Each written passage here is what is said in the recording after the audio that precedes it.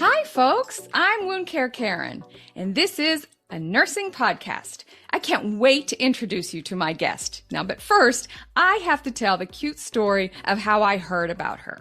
I was at dinner one night with my son and his awesome girlfriend, and she says, "Mom, I saw a lady on TikTok that I think you should interview for your podcast." And then she goes to show me on TikTok, and that's how I became inspired to reach out so Felicia could tell us her amazing story. So ladies and gentlemen, please welcome Felicia Jackson. She's the CEO of CPR Wrap. Welcome, Felicia. Thank you so much for joining us. And can you start by telling us a little bit about your product, the CPR Wrap? Thank you so much for having me, Karen. Yes, I am the inventor of CPR Wrap. And what CPR Wrap is, it is a all-in-one disposable CPR template that protects, guides, and empowers the bystander, the non-medical bystander, to perform effective, quick CPR during emergencies. Yes, that is awesome. And I am just so impressed by the simple yet elegant design, and not to mention its potential impact on life-saving around the world. And I have so many questions, but I'd really like to go back to the beginning, your inspiration. What in the world inspired you to develop something like this? Well, I have a past history as being a medical provider. I've always been a caregiver, wanted to help people, learned CPR. And during that time, we were CPR certified every year. Never once in my life would I ever think that I would have to use it, especially on one of my family members. But this particular day, we were driving. I have 3 children, 2 girls and a boy. And during that time, they were very, very young. My youngest was 2 years old. And they call me the helicopter mom. And I'm always looking back, checking on my children. But this particular time, I checked back just to make sure he was okay. And I noticed that he was crying and nothing was coming out. I immediately knew that he was choking. So I screamed to my husband to pull over to the side of the road. That day was so busy. We almost wrecked several times trying to get over to get to him. But when we finally did, we both jump out of the car. My husband grabs our son out of his car seat, hands him to me because I know what to do.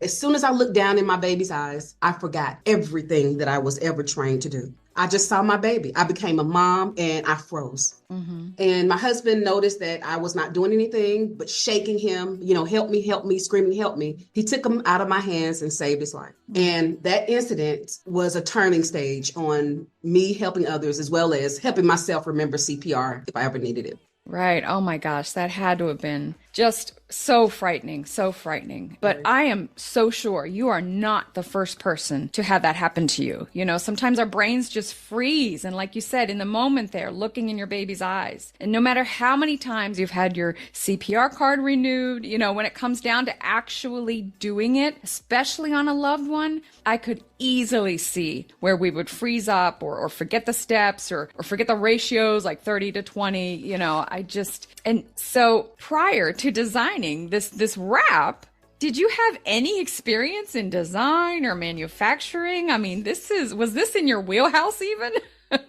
Not in the least. I mean, I had years of working in the medical field. So I was surrounded, by cardiopulmonologists, respiratory therapists, just people in the medical field. No one in my family ever started a business. No one ever definitely never invented anything, so I had to start from the ground up on learning, the materials that I needed, manufacturing, and the most important, the patent process.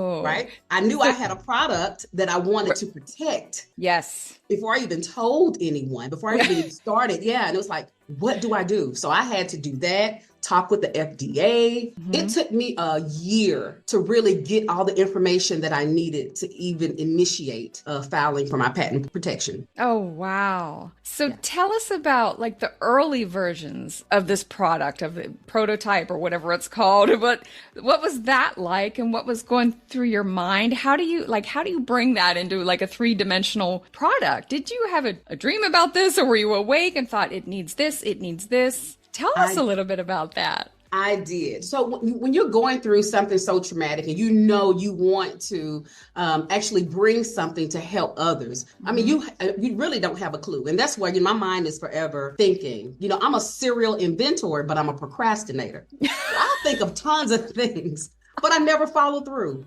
But this one particular thing, and I don't tell this story a lot, but I had a very vivid dream, maybe a few months after that the incident happened with my son.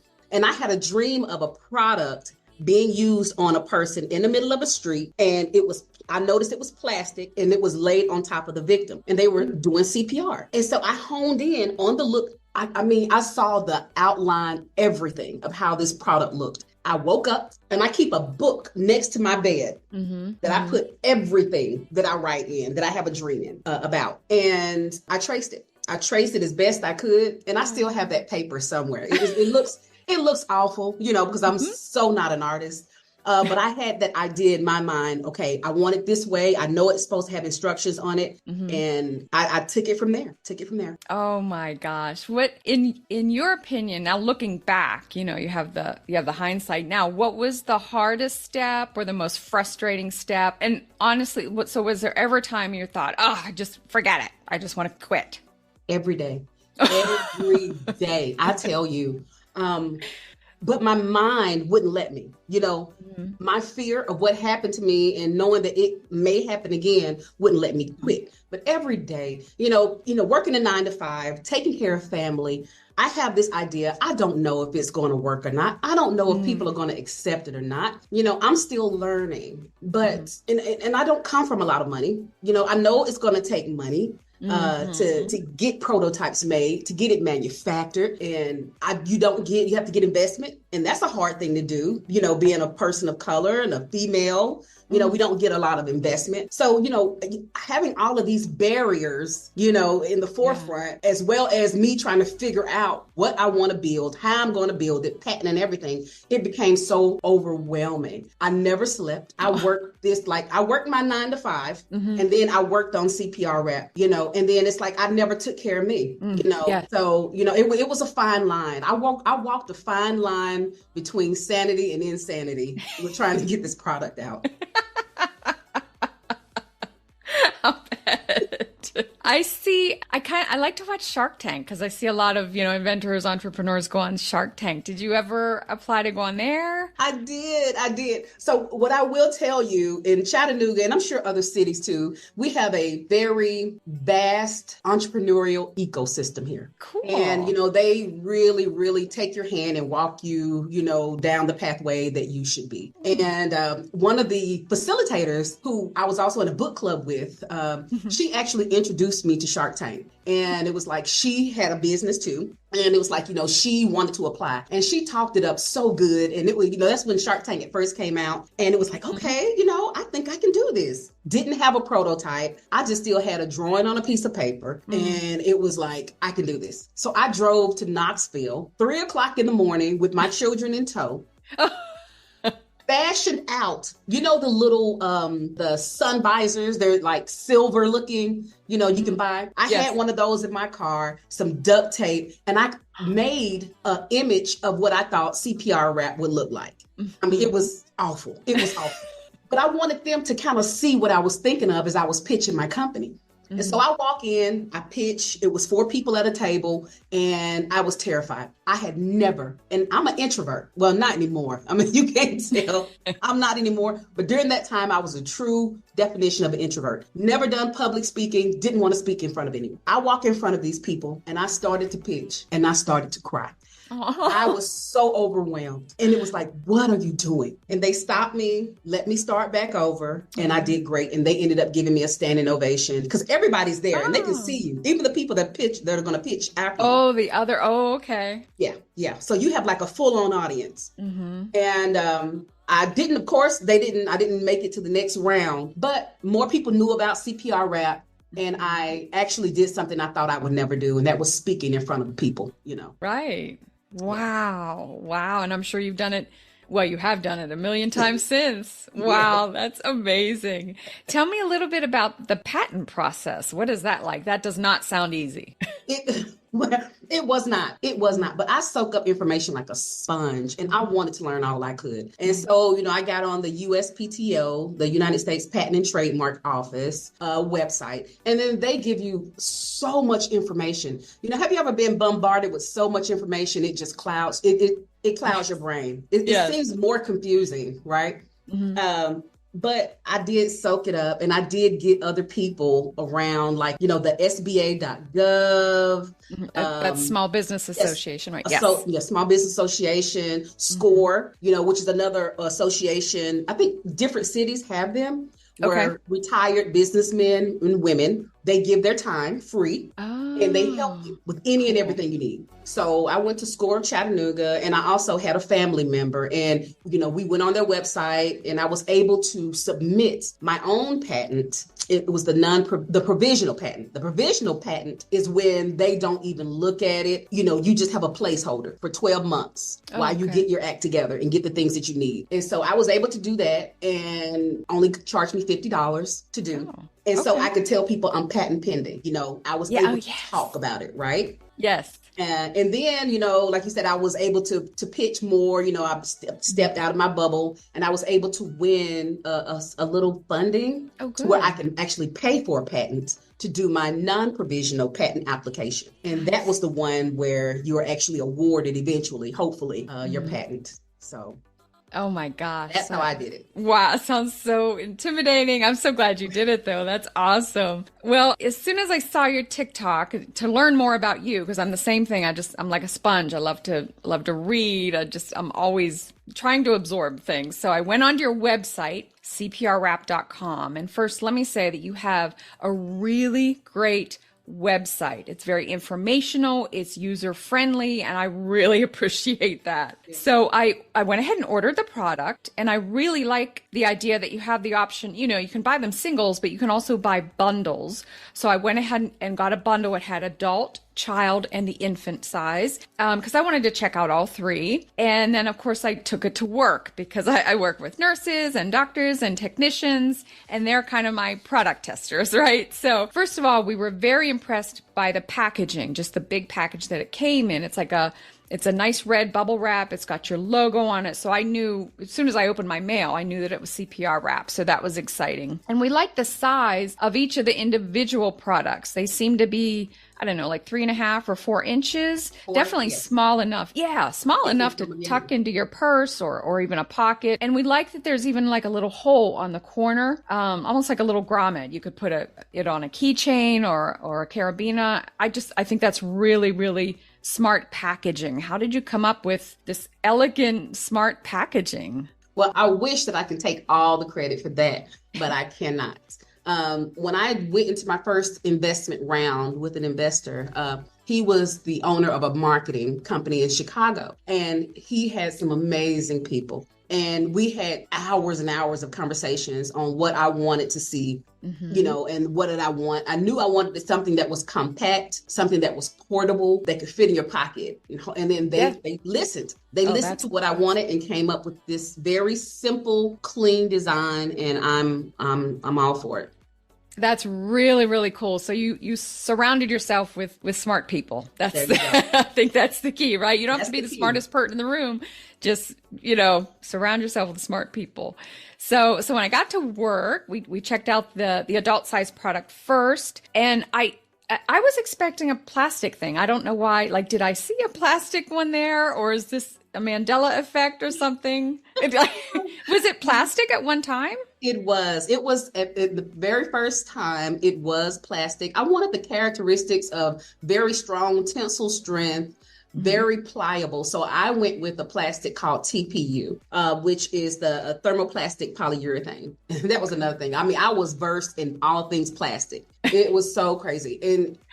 And that was the first version. I went through 3 or 4 different plastics before I came up with the one that I really wanted. But Hmm. then I got my third investor, and he had several companies, and he knew of a product it was medical grade, non-woven material. And he said, Felicia, it's just like plastic. It wicks away any kind of moisture or Hmm. anything. So it protects people from fluid still, but it's not plastic. And so you don't have to worry about people asking you if it's latex free, does it have phthalates, or any Right. other type of contaminant, things that plastic may have. And so we went with that, and I saw it, and I loved it. I Oh, loved everything about it. yes. I totally agree. I was very pleasantly surprised. The product it's so lightweight. It unfolds easily. It's strong. You can't rip it. I just amazing. Hey folks, Wound Care Karen here. I believe so strongly in this life-saving product that I'm going to give away one bundle for free. This bundle includes one of each size, infant, child, and adult. You get all three just by being the first to send me an email. Just write CPR wrap in the subject line, let me know you listen to this podcast, and I'll send you a free bundle of CPR wrap. So don't wait, send the email now to contact@woundcarekaren.com. Right. And I love that there's graphics right on it. It's got the big numbers for the steps, the 1, 2, 3, 4. It's got written instructions. It's got like pictogram type instructions as how to place your hands for compression. And I think that's really great because, we can't assume that everyone, can read. This might be a kid doing this. This might be someone, that doesn't speak the language. Now it is my product anyway is in 2 languages, English and Spanish. And Right. I think that's wonderful. As you know, I live in South Texas. We have a large Spanish speaking population. So I think that's amazing. And another thing I was pleasantly surprised with is this can be used with an AED, right? That's Yes. really cool. Yes, it is AED compatible. But what I wanted was, I wanted people to, because normally when an incident happens, the AED is in a place that's away, right? Yes. And so while someone's running to get the AED, someone else can have a CPR wrap on their person or close by, and they can initiate CPR while the AED is en route. Exactly. Right. Yeah, and so, and then my thing is, if a medical professional or EMS is on the scene, they're not going to, they're going to, throw the CPR wrap away, but they won't need it. They won't Right. need it. They won't need it. So this is for the true first responders who are people that are not medically versed. Absolutely. Yeah. This is for the bystander, the family member, the lay people, or if you're like me, I'm a nurse, but I don't use CPR much. So Right. again, if your mind is going in a million places and you just need a reminder. Right. Yes, this will help. In my opinion, it'll help people start CPR faster. And isn't that the whole game? That's To the game. start it quickly. Yeah. And one of my favorite parts on it is the one-way valve with the protective face barrier for giving rescue breaths. Because, if we're being honest, I don't mean to sound gross, but most medical emergencies, they produce a variety of unpleasant fluids. It could be sweat, saliva, even vomit, sometimes blood, and this is the factor that I think inspired the American Heart Association to change its guidelines in the early 2000s, recommending, okay, there's an alternative. You can do hands only or compression only CPR. And that was for folks who were unable or unwilling, to give mouth to mouth. So your product takes away that ick factor, right? And in my opinion, it's going to encourage rescue breathing because that has proven to give better outcomes. So I really, really applaud that part of it. It's just amazing. So my team at work, the doctors and nurses and techs that I work with, we checked out the adult, the child, and the infant CPR wraps, and we're very impressed. And immediately everyone was like shouting out a place, oh, the library should have this, the school should have this, community centers, essentially everywhere outside of a hospital, in our opinion, should have these CPR wraps. So now let's switch gears a little bit and tell me a little bit about your marketing, about your target audience. I noticed on your website that you have these for retail sale. I bought them myself, but you also have bulk options and store partnership opportunities. Let's talk a little bit about that. Right. Because CPR wrap can readily be used literally anywhere, the target market is very broad. We work with healthcare professionals that they may already know how to perform CPR, but they're probably giving back to the community, and they could be CPR training instructors that want to have a bridge between that 2-year certification where they can give their clients, educators, parents, new parents, before they're discharged from the hospital with that newborn baby, give them an infant CPR wrap. Even corporate settings that have a community outreach, they want to give back. I've been told we don't want to be known as the glass house on the hill. We're making all this money, we're doing everything, we're growing, but we're not giving back to our community. With your product, we can show people that we care. That's cool. Other organizations like nonprofits, that I've worked with, I always tell people wherever there's a person, there should be a CPR rep. Yes. With the AEDs, with even the dechoker, it's infinite. But at the end of the day, we're a small business, and just what you were saying, people say it should be here, here, here. Oh my goodness, Karen, I that's what I want. But, it's just so hard getting your foot in the door, getting, to the right person to introduce the product and marketing to let people know we're here, that costs money, and we're still growing. So we're still trying to figure out ways how we can introduce CPR rap to the masses. I see. And talk to me about more dreams you have. Do you have any future plans for CPR rap? I do. Right now, I'm working with it's an organization where they do, it's the hearing and vision. It's based in Washington, D.C. It's a school of vision loss. And so we're incorporating Braille to CPR rap. Yeah, which is pretty cool. Oh, yeah. And that's a little bit further down the line. And I have already I invented this when I invented the human CPR rap, a CPR rap for canines, which is for dogs, which is CPR canine, which we're going to debut later this year. Oh my gosh, that's amazing. Yes, I'm excited about that. Oh, yes, I'll bet you are. That's so cool. I also saw on your website that, you've won a lot of grants and scholarships, but in July 2023, you won a $50,000 grant from New Voices Power Pitch, and that was sponsored by Entergy. And in October of 2023, you won the USAA Pitch Competition for $25,000. That's so cool. I really want to congratulate you for that. Thank you. Yeah, it was back to back. One in San Antonio, Texas, one in Dallas. It's still so hard sometimes to get traditional bank loans or even investment from investors. So I have to, besides sales, I have to bring and grow the company different ways. And grants have been a way that I've been able to do that. Oh, that's awesome. That's great. Yeah, you seem to just really be hitting it out of the park. That's really, really cool. Yes. What advice would you give to amateur, inventors, entrepreneurs, thinkers out of the boxes like you are? Yeah. So for my entrepreneurs or my inventors first, I would tell them to please protect your intellectual property. Please do that.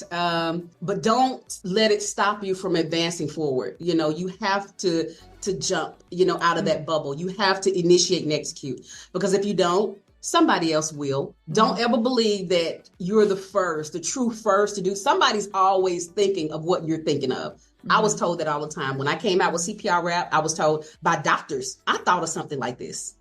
And it's like, well, you never executed on it. Right. That's the difference between you and me.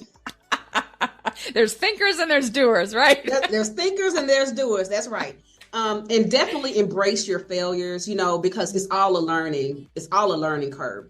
I would say there's no book on what to do right or wrong, but there's hundreds of books out there for businesses, but this is your dream, your vision. No one knows your vision but you, right? And so it's up to you to really get it out there and make people believe what you know to be true. Even we create barriers for ourselves. And like I told you, I wanted to give up many times. Right. Because it's like, this is so easy. This product is so simple. Anybody could do this. Why would they buy mine? And I'm setting myself up for Yes.